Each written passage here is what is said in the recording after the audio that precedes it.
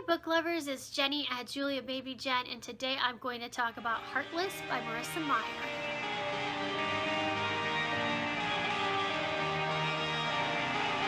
Okay, so today I'm talking about Heartless by Marissa Meyer. I just finished it. This was my first read from 2017 and I loved it. 5 stars, so much fun. Oh my goodness, I was so absorbed in the story and I adored this book. So let's talk a little bit about it. First of all, if you don't know, Heartless is a standalone book, and it is a story, it's a villain origin story of how the Queen of Hearts became the Queen of Hearts. So it's a little bit of a retelling on the Wonderland story, but with the Queen of Hearts as the main character and when she was a lot younger. So that's basically what this is about. She is the daughter of, I wouldn't say royalty, but people who have a royal title, I guess, in this society, and she is expected to marry well, and actually the King of Hearts has shown an interest in her, which she is horrified about. Although she thinks he's a harmless enough man and his affections are probably true, he's a kind of a bumbling idiot of a guy and not a very good king, and the thought of her kissing him or being married to him just makes her sick. She doesn't want to marry at all. Actually, in the beginning of the story, her dream is to become the best baker in Hearts, and she wants to open her own bakery with her best friend, who is her right-hand servant, her servant girl, Marianne. So they have dreams of opening this bakery together. And of course, her parents want nothing for her to do with that. They really want her to marry the king. So that's the main conflict of the story. The other thing that's added to it is the King's Joker. He gets a new Joker, and the Joker's name is Jest. And he and Catherine kind of show an interest in each other and eventually fall in love later in the novel. And that adds another complication to the plot, as well as Jest is not all that he seems. So overall, this was a fantastic book. I absolutely adored it. I am going to read a little passage out of this just because I really want to talk, I really want to show off Marissa's writing in this because it's just absolutely amazing. Okay, this isn't actually where she's baking. She's actually at the tea party, the Mad Hatter tea party, and they all have to take turns getting up and performing in some way. Slid her hand into her pocket and pulled out the package of macaroons. The wax paper had crinkled throughout the day, though the twine bow securing it had held. Around the table, the guest tilted forward. She hesitated. I make confections, you see. Did she say confessions? The old lady murmured. Oh dear, I fear I have done a lot worth confessing this year. Cass smiled. No, confections. She opened the wax paper, revealing 5 rows of macaroons, a little crumbled around the edges, but otherwise intact. A silence descended onto the table. Unconventional indeed, Hadda drawled, brow drawn with suspicion. But what do they do? Catherine didn't retract her hand. They don't do anything. They won't make you smaller or larger, but I do hope they might make you happier. These were meant to be a gift for the king himself, but I was distracted today. I forgot to give them to him. She dared not look at Jest. A gift for the king, Hadda said? That does sound promising. He waved his cane at Heya, who reached up and took the macaroons out of Cass' palm. Her breath left her in a rush, relieved to have them gone. She was still shaky with nerves. Heya laid the macaroons out on a plate and one by one cut the sandwich meringues as neatly as she could. They crumbled and squished under the knife. The crowd gathered close, watching as the buttercream filling oozed and stuck to the paper. Feeling a tug at her skirt, Catherine turned to see Jest holding his hand toward her again. She allowed him to pull her down from the table. You made those? He whispered. Of course I did, she said, and couldn't help adding, and as you'll see, Hadda isn't the only one here who can make marvelous things. His lips quirked. His eyes had a new intensity, like he was trying to figure out a riddle. The pieces of macaroon were passed around the table and even offered to Raven sitting darkly on his bust, though he huffed and turned his head away. Catherine and Jest were given the last 2 bites, leaving a pool of flaky almond meringue crumbs and smeared buttercream behind. Hadda stood and raised his piece into the air, a toast to Lady Pinkerton, the finest lady to ever grace our table. Cheers resounded throughout the shop, but died out as they started to eat. Catherine listened to the licking of fingers and sucking of teeth. Jess' eyes settled on her again, shining like candlelight, a finger caught between his lips. He blinked in surprise. Kath beamed and placed her own sample on her tongue. The macaroon was sweet and decadent and smooth, with just a tiny crunch from the meringue and a subtle floral moment from the distilled rose water, all melting together into one perfect bite.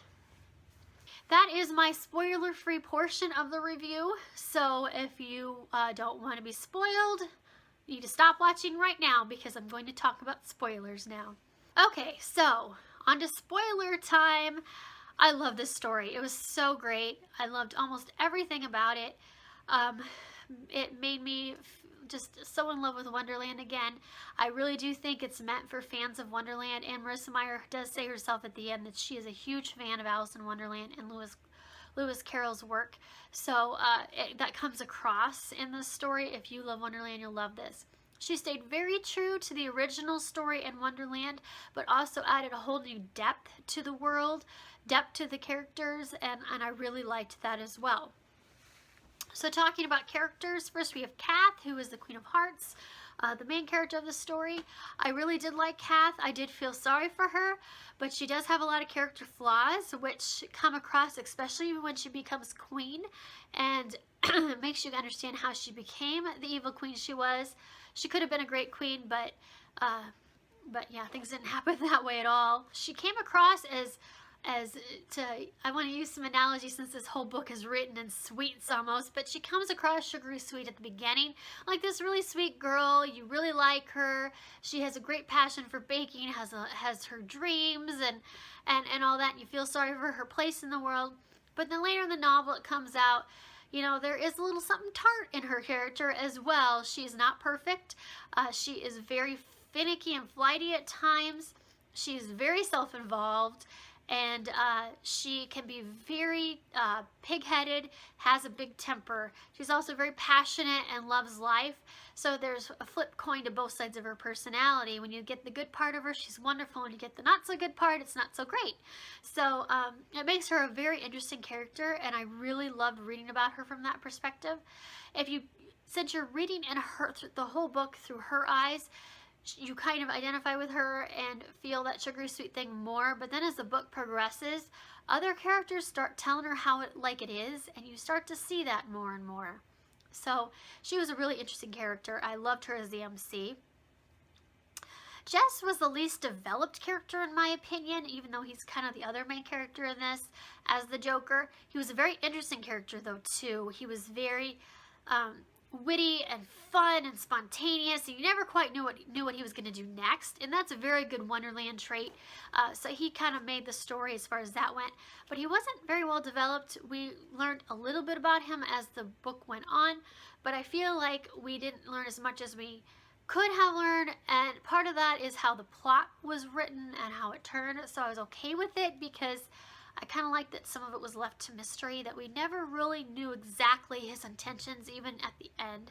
Although we could hope that his intentions were what he was saying, never really quite knew. He was a bubbling old fool. He was greatly written. Oh my gosh, I really enjoyed reading his scenes with Kath, even though you were kind of cringing for Kath. You were also rolling your eyes. You were kind of laughing. It was hilariously funny parts of that. And so I thought he added a great element to it. He wasn't an evil man. If she would just give up and marry him at the beginning, she would have had a good life. She would have been probably somewhat happy. She wouldn't have been harmed or anything. He was not that kind of a man at all. It could have been a lot worse for her, but he was kind of an old fool. He wasn't a great king. The Raven was a very interesting character in this. Just right hand side, he has this raven that's always with him, and the raven can transform into different things, and the raven is very mysterious and broody and adds a little bit of a dark side to Jess, and that comes across sometimes. Again, makes you always kind of wonder what his intentions really are. Are they as honorable as what you would hope? So that added a really good element to the story.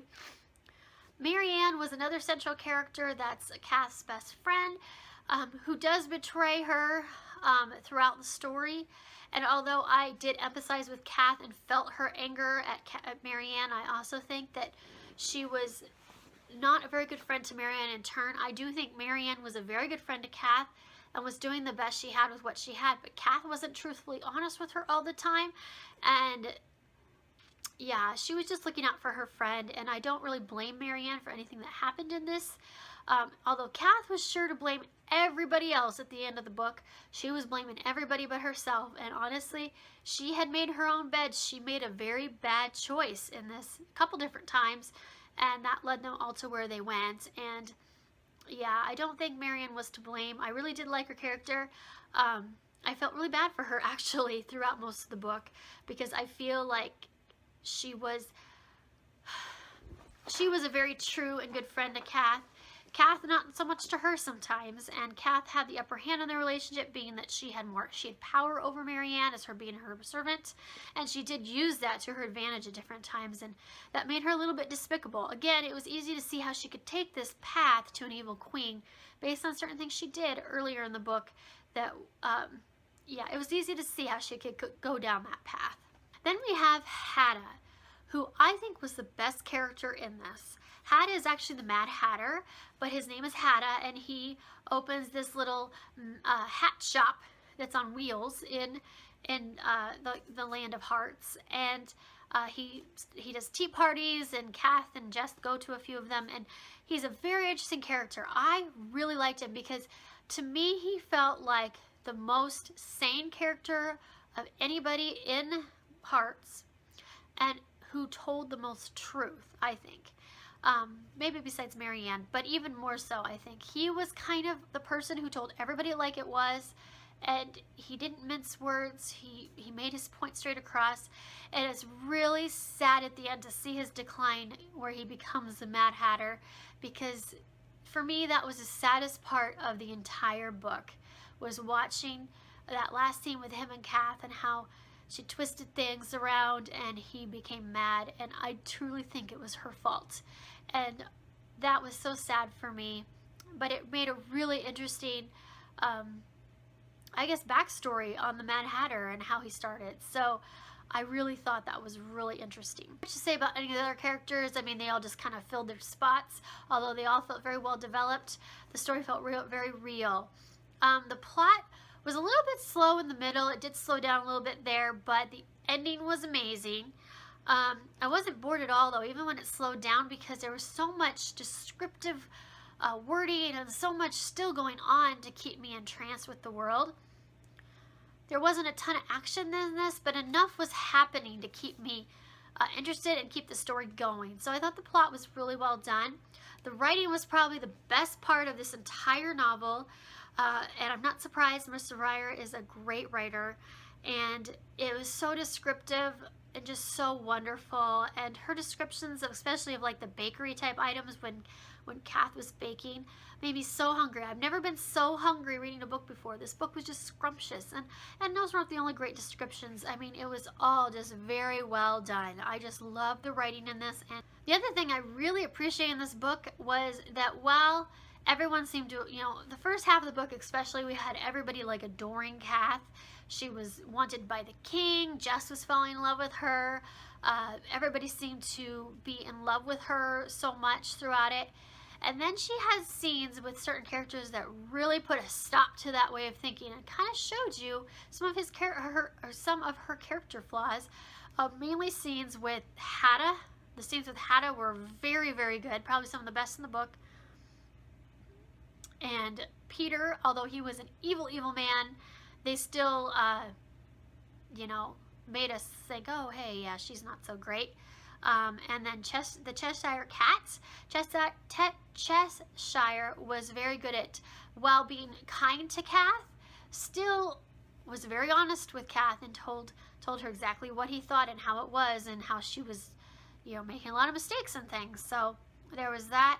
And then Jack the Knave, who thought she was an atrocious person. And there were parts of her character that were that way. And so it was nice to see that she couldn't get away with everything, that she wasn't as all-powerful and perfect as she seemed to think. The love story in this was probably its weakest point, I think. It was a little bit insta-love, but at the same time, even though they had an attraction for her, it wasn't like they fell in love right away either, I don't think. I think it was more of an attraction-based thing where they were thinking of each other. They didn't act on it for quite a while in the book. And it did have kind of a slow burn until the end where it finally kind of reached its fruition.